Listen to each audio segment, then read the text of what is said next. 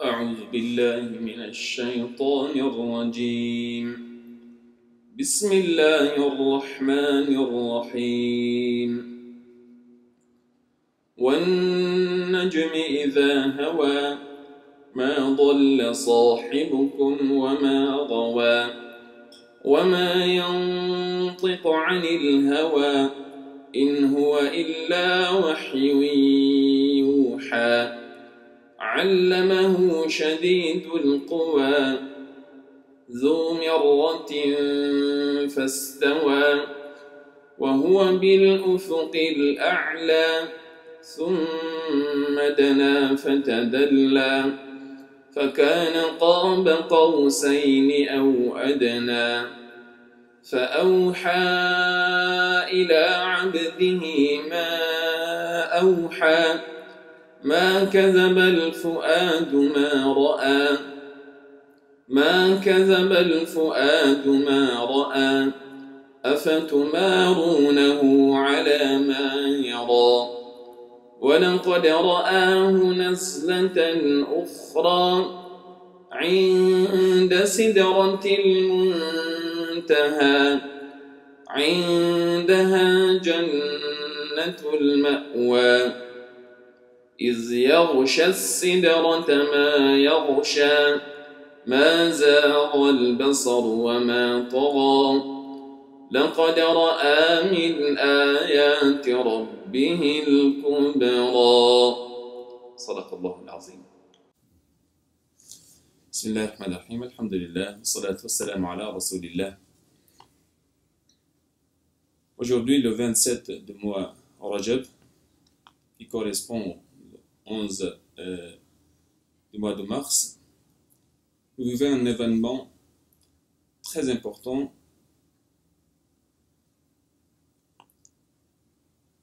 qu'a vécu le prophète sallallahu alayhi wa sallam,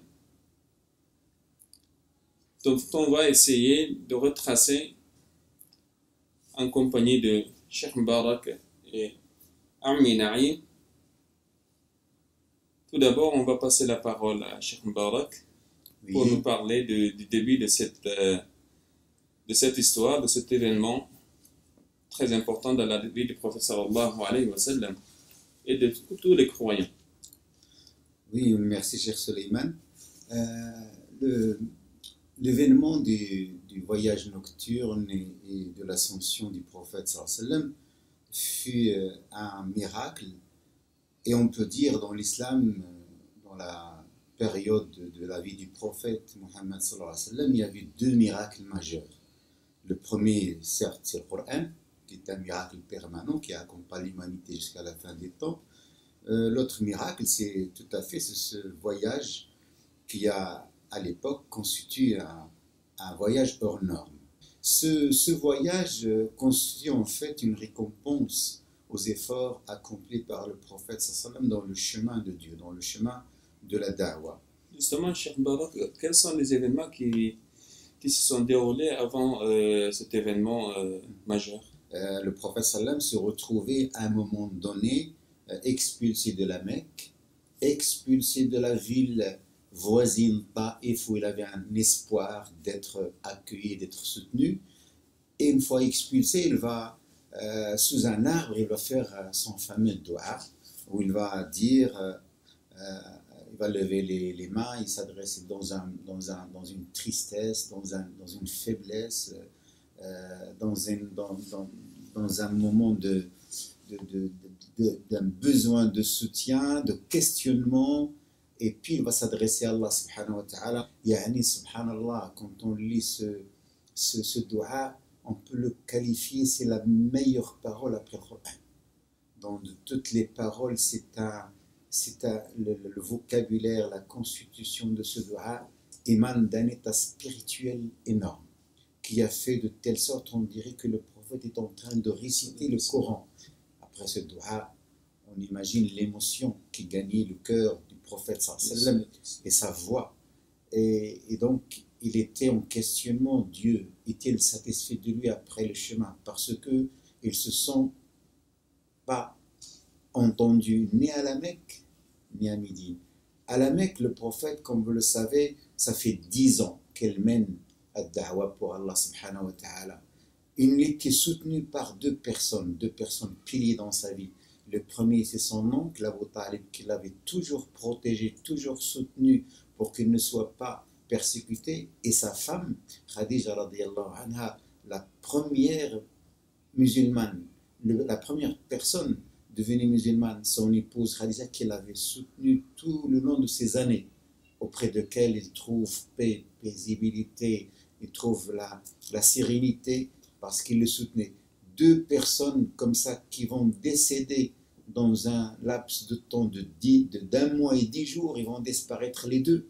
Et là, le prophète se retrouvait seul en face de tous ses ennemis. Donc, il décida alors de quitter la Mecque, peut-être de trouver des soutiens à Taïf, la deuxième plus grande ville, à 80 km, où il marcha à pied, lui et son fils adoptif à l'époque, Zayd ibn Haritha, où ils vont rentrer à Taïf, où le prophète va demander à ce qu'on lui accorde attention, puisqu'il puisse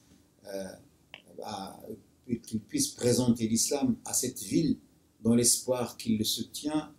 Et ces gens-là, après l'avoir rejeté avec des paroles vaines, des paroles méchantes, des paroles violentes, et un mois plus tard, il a décidé de repartir, parce qu'on lui demande de repartir rapidement de Taïf. Et puis, en sortant de la ville, il était surpris par deux rangées d'enfants et de personnes ingrats qui vont le lapider avec 10 pierres jusqu'à ce que ses pieds vont saigner. Et là, il va fuir le prophète sallallahu alayhi wa sallam, il va se retrouver sous cet arbre pour faire ce fameux dua. Et là, certainement, Allah subhanahu wa ta'ala va l'inviter pour le rassurer, pour le soutenir et pour lui faire ce cadeau. Tout de suite, un jeune homme chrétien qui s'appelle Addas, qui vient se présenter au prophète en lui ramenant une grappe de raisin pour dire « Monsieur, mange », parce qu'il a eu pitié pour lui. Et le prophète, avant de manger, il a dit « Bismillah ». Et ce jeune homme, il a dit « Mais les gens de ce coin nous disent ça, Bismillah. C'est quoi Bismillah ?» Et le prophète va l'informer qu'il est prophète. Et il lui dit « Toi, tu es d'où ?» Il a dit « Moi, je suis de Nainawa, c'est une ville à l'Irak. » Aujourd'hui, le prophète dit « Ah, la ville de mon frère Yunus ibn Matta. » Il dit « Comment tu le connais ?» Parce que lui, les chrétiens, il connaît. Et là, il va comprendre que le prophète dit « Je suis prophète comme lui. » Et là, Addas va embrasser les mains du prophète, sa tête et ses pieds, et il va devenir musulman. C'est le premier cadeau que Dieu lui fait. Une fois qu'il est rejeté, un homme le soutient. Et puis, quelque part plus tard, un groupe de djinns va croire au message du prophète sallallahu alayhi wa sallam, dont l'histoire est récitée dans Surat Al-Ahqaf. Et voilà un groupe de djinns qui croient. Et puis le troisième cadeau, c'est l'ange des montagnes qui dit au prophète « Ils t'ont rejeté, je suis venu, je suis sous ton ordre. Ordonne-moi, je suis prêt à les anéantir. » Et là, le prophète, comme c'est une miséricorde pour l'humanité, il dit « Ce n'est pas ce que je souhaite. Ce que je souhaite, c'est qu'Allah subhanahu wa ta'ala ouvre leur cœur pour la foi ainsi que leurs descendants. C'est mon souhait. » Et là, le cadeau, c'est l'ascension, c'est le voyage nocturne et l'ascension dont va nous parler Cheikh Suleiman. Barakallahu fik, Cheikh Mbarak. Justement, cet événement commence après cette période de tristesse. Quand le prophète sallallahu alayhi wa sallam a fait ce doigt, Allah subhanahu wa ta'ala l'a entendu. Il l'a exaucé, il a répondu à son doigt. Et d'ailleurs, Allah subhanahu wa ta'ala le promet à tous ceux qui lui demandent. Demandez-moi, je vous exaucerai. Quand on se sent impuissant, voilà ce qu'on doit faire. C'est se tourner vers Allah subhanahu wa ta'ala, le tout-puissant. Allah subhanahu wa ta'ala lui a montré que si ceux qui sont sur la terre t'ont rejeté, alors sache que tous ceux qui sont dans le ciel te soutiennent, y compris les messagers et prophètes qui t'ont précédé. C'est en ce moment que Allah subhanahu wa ta'ala a pris le prophète sallallahu alayhi wa sallam de la Mecque vers Jérusalem, Al-Quds, Bayt al-Maqdis. où le prophète sallallahu alayhi wa sallam a dirigé une prière devant tous les prophètes et messagers pour qu'ils lui disent qu'on te soutient, on est derrière toi, on t'encourage aussi.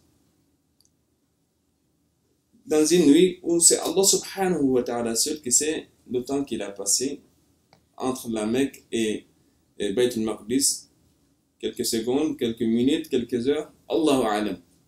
Donc le prophète sallallahu alayhi wa sallam, pour lui préparer d'abord, il a vu les merveilles d'abord de ce bas monde, de la terre, c'est la terre d'abord, ce voyage qui a été si rapide, une prière devant tous les prophètes et messagers qui l'ont soutenu et encouragé, et puis il commence le voyage céleste vers Allah subhanahu wa ta'ala.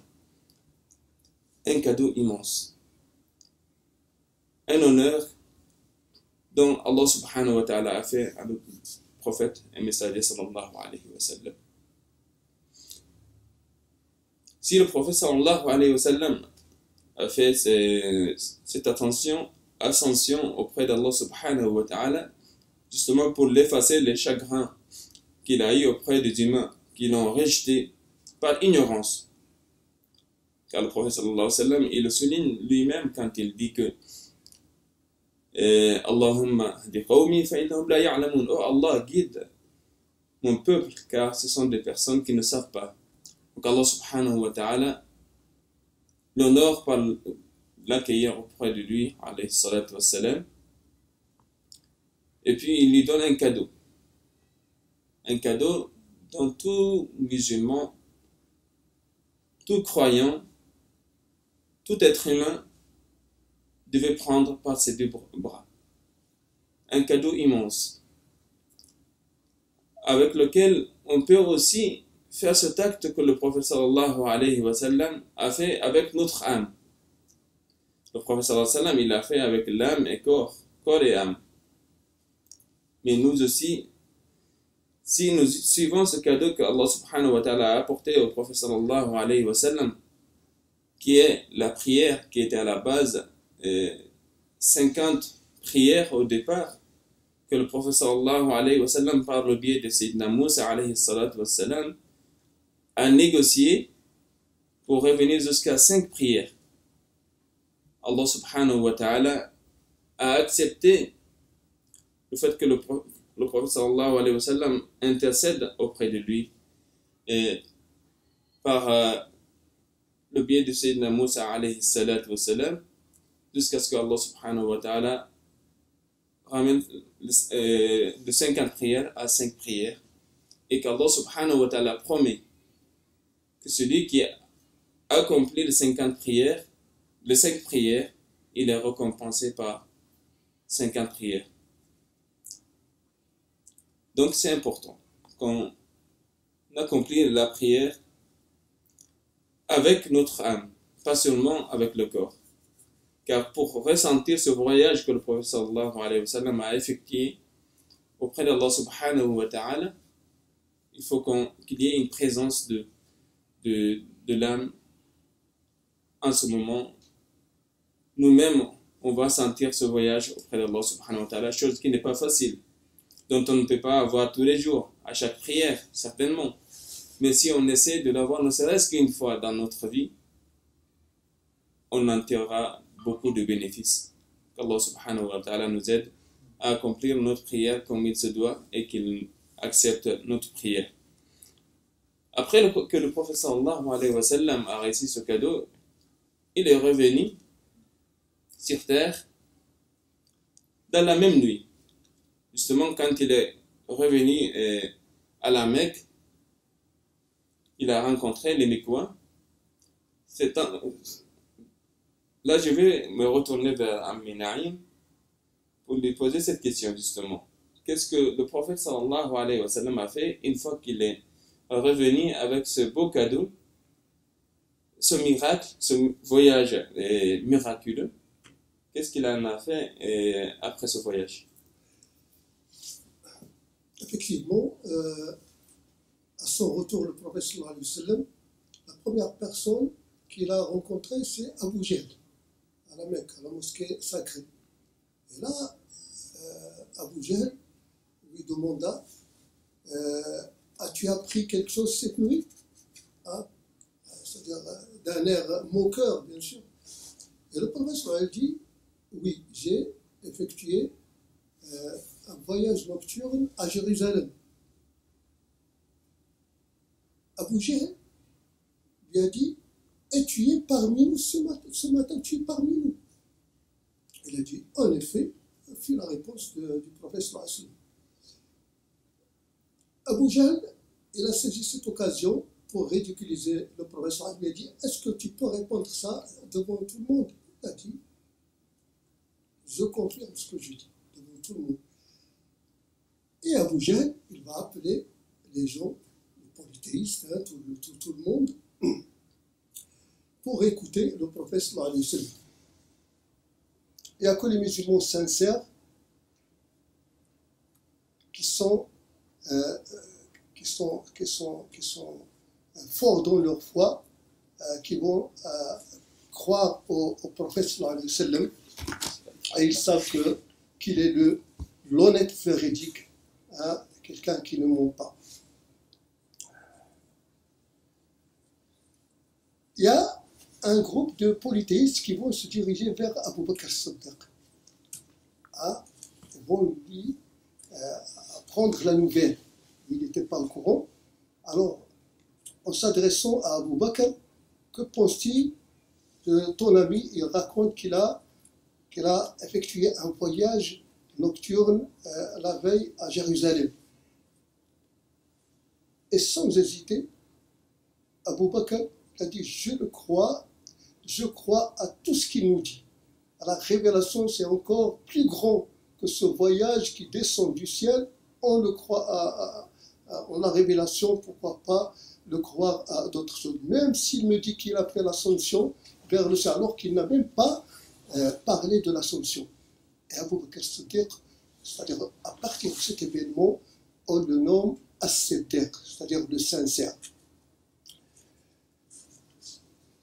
Les polythéistes vont se regrouper pour poser des questions, pour tester le prophète sallallahu alayhi wa sallam avec leurs questions pour voir s'il a vraiment visité Jérusalem. Donc, tu vas nous décrire ce que tu as vu à Jérusalem.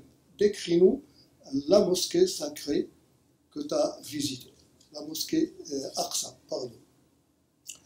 Alors le prophète sallallahu alayhi wa sallam leur décrivit la mosquée avec précision et sur tous les détails. Et il pose encore d'autres questions concernant leur caravane qui venant de Cham. Et le prophète sallallahu alayhi wa sallam, il a parlé de certaines caravanes qu'il a rencontrées en venant de Jérusalem à la Mecque. Donc il a vu certaines caravanes. Il y avait une caravane qui ont perdu un chameau. Donc c'est un indice. Hein. Et aussi une autre caravane là, qui dormait, et le prophète sallallahu alayhi wa sallam, il a bu d'un récipient de cette caravane. Donc le prophète sallallahu alayhi wa sallam, il a évoqué certains détails que la troisième caravane, il leur a dit qu'elle va arriver à l'aube, c'est-à-dire au lever du soleil. Il y a une caravane qui va arriver à la Mecque, et voilà le signe et la signification du chameau qui est à la tête de cette caravane. Donc les polythéistes, ils ont attendu, c'est-à-dire ces caravanes, et ils ont vérifié, ils ont trouvé tout ce que le prophète il a dit, et c'est correct.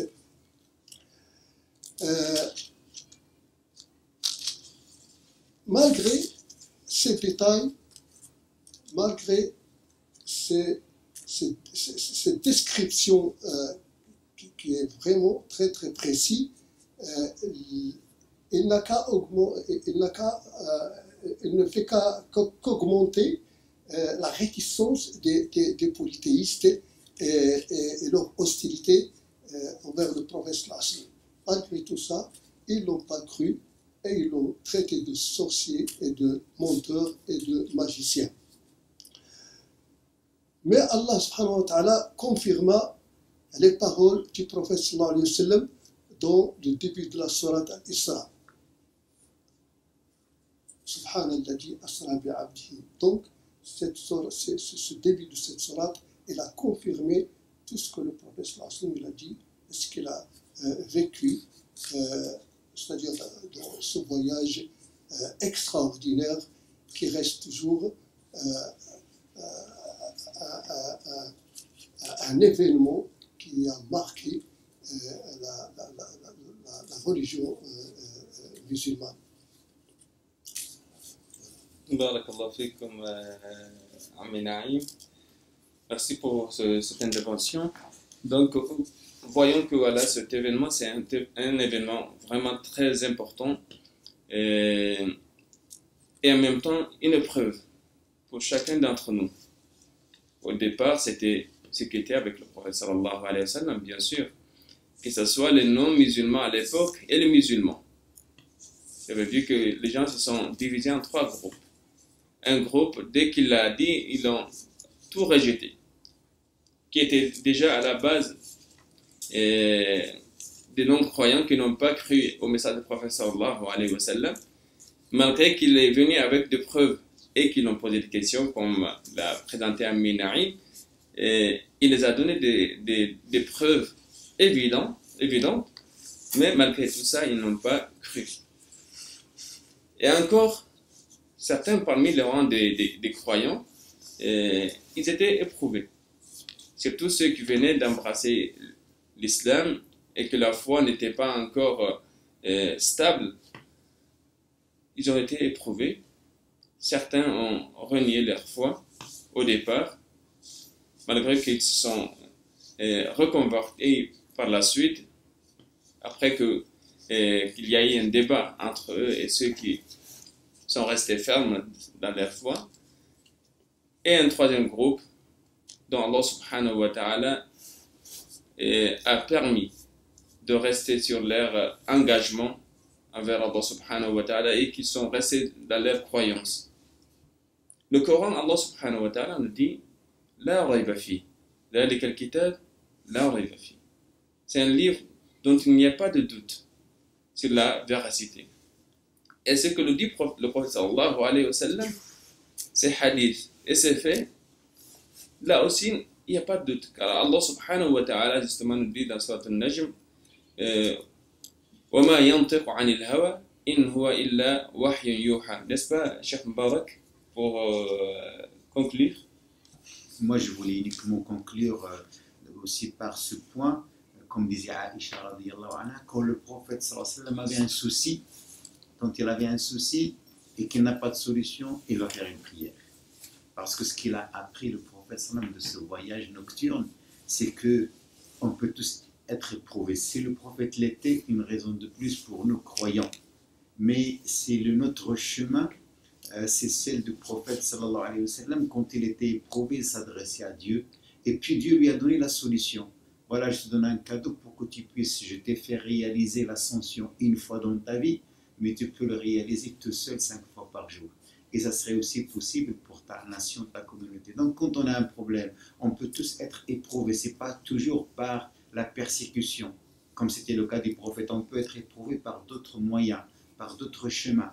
Mais notre solution, ça c'est dans l'ascension, c'est dans la transcendance. Elle ne peut être uniquement dans le cas de la prière. Seule la prière réalise cette transcendance. Donc c'est pour nous, pour les musulmans qui nous entendent, sachez que la prière est une transcendance qui vous permet de voyager par votre âme jusqu'à rencontrer Dieu pour exposer vos soucis. Et Allah subhanahu wa ta'ala, tant qu'il est généreux, ne manquera pas d'exaucer le vœu.